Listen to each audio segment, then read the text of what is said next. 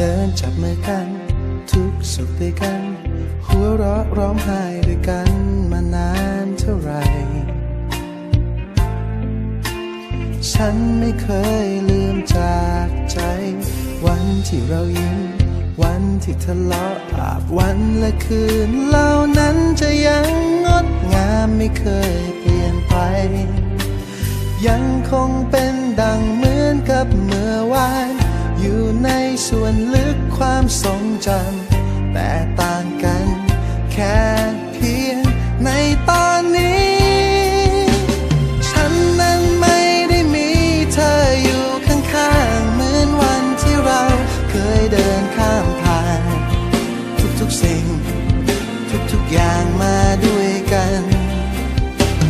นับเป็นช่วงชีวิตที่ดีที่สุดแม้เป็นแค่เพียงเวลาสั้นๆที่เคยเกิดขึ้นกับฉันเพราะเธอ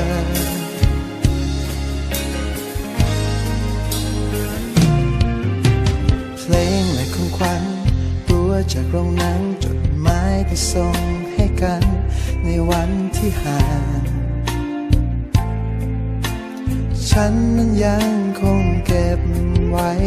วันที่เหนื่อยล้าถ้อยคำที่ปลอบใจภาพวันและคืนเหล่านั้นจะยังงดงามไม่เคยเปลี่ยนไปยังคงเป็นดังเหมือนกับเมื่อวานอยู่ในส่วนลึกความทรงจำแต่ต่างกัน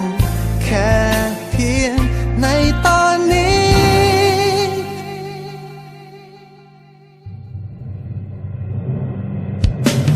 ฉันนั้นไม่ได้มี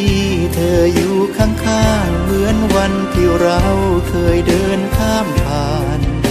ทุกๆสิ่งทุกๆอย่างมาด้วยกัน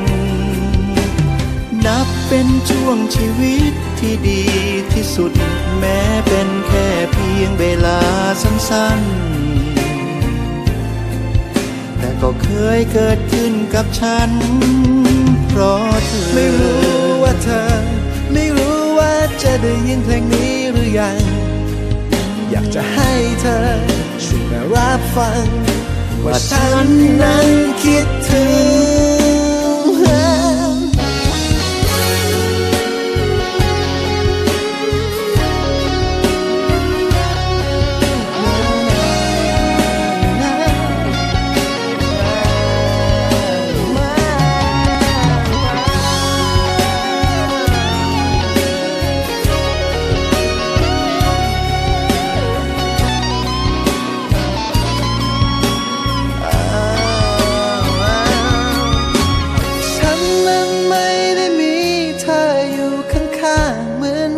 ที่เราเคยเดินข้ามผ่านทุกๆสิ่งทุกๆอย่างมาด้วยกันนับเป็นช่วงชีวิตที่ดีที่สุดแม้เป็นแค่เพียงเวลาสั้นๆที่เคยเกิดขึ้นกับฉันนั้นไม่ได้มีเธออยู่ข้างๆเหมือนวันที่เราเคยเดินข้ามผ่านทุกๆสิ่งทุกๆอย่างมาด้วยกัน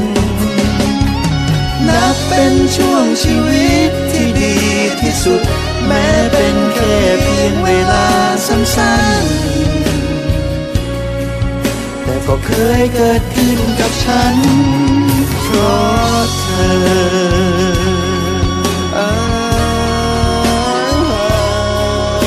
ทุกสิ่ง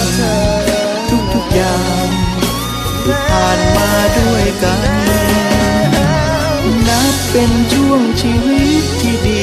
ที่สุดแม้เป็นแค่เพียงเวลาสั้นๆแต่ก็เคยเกิดขึ้นกับฉันเพราะ